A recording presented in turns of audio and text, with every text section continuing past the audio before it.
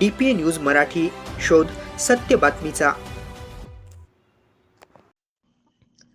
त्र्यंबकेश्वर हर हर महादेवाच्या जोशात श्रावणाच्या पहिल्या सोमवारी गजबजलेल्या शिवभक्तांनी ब्रह्मगिरी फेरीसाठी शिवभक्तांनी गर्दी केली होती.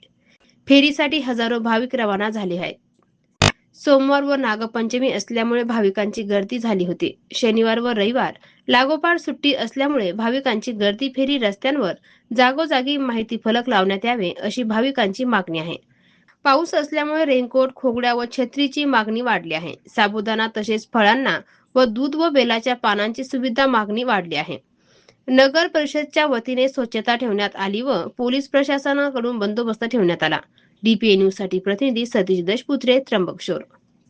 ताज्या घडामोडी व अपडेट जाणून घेण्यासाठी आताच DPA न्यूज चॅनलला सबस्क्राईब करा आणि बेल आयकॉन क्लिक करायला विसरू नका.